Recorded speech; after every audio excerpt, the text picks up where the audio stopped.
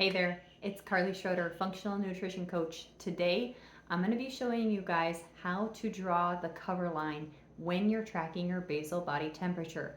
And remember, the whole purpose for even using our basal body temperatures and tracking them and taking them is to figure out if and when you have ovulated.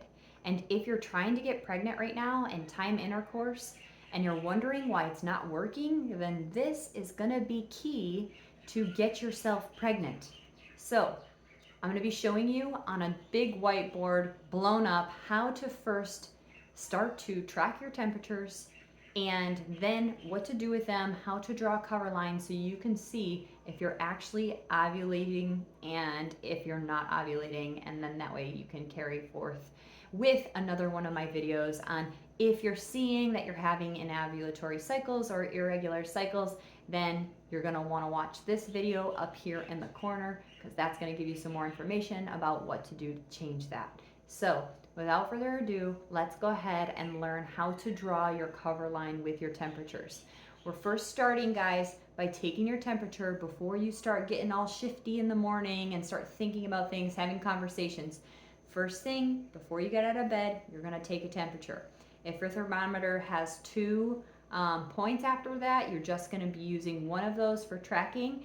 And I'll also talk to you about outliers.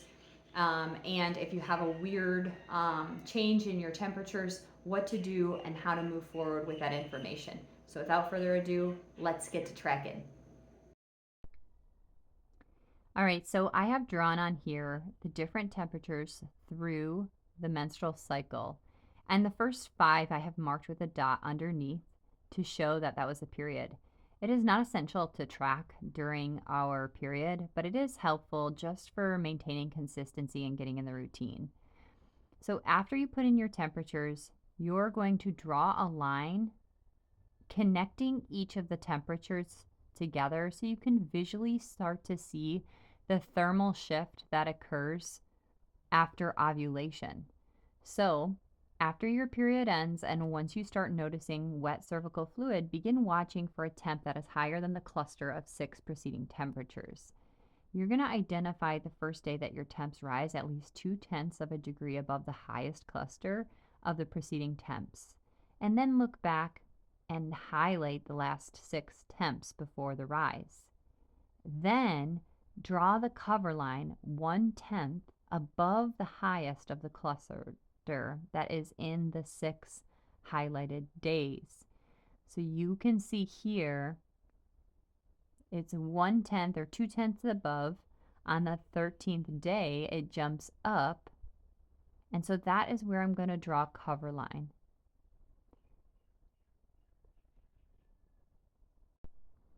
Drawing this cover line helps you interpret accurately about pre-ovulatory and post-ovulatory phases of your menstrual cycle.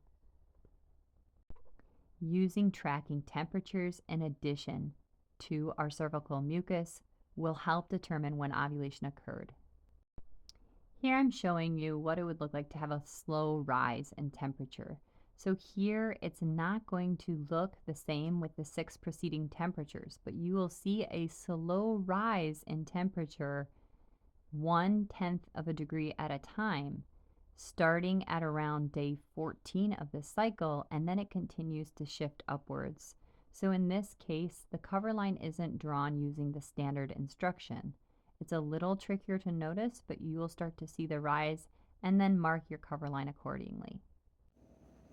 So, the beauty of tracking our temperatures, of course, helps us identify if and when ovulation has occurred, but additionally, it gives you an idea so you can be prepared with when your next menstrual cycle is about to occur. Remember, the latter part or the luteal phase of your cycle really doesn't differ or change that much from one cycle to the next. So those lifestyle factors such as stress or fever, illness, all those things would be impacted on the front end, the follicular phase, so it could push back or delay ovulation. But that latter phase is usually about the same. So after ovulation has occurred, we would count back how many days until the next start of our next menses. So from here, knowing that ovulation has occurred on day 14, then you can plan, if you have a regular luteal phase of about 12 days, that you would be able to plan out when your next cycle is about to happen. So use these techniques in addition to noticing changes in your cervical mucus, in addition to the cervical positioning, to really help get a full scope about what's happening with your body, as our menstrual cycle is the other vital sign to tell us about our health, our wellness, and it also, with your menstruation, can identify underlying issues or diseases that could be impacting your menstrual cycle. I'm so grateful that you guys tuned in. If you haven't seen it already, to identify your cervical mucus and what that means, then you can find that video here. And also, if you haven't done this already or haven't heard of it yet, I have an entire course available to you.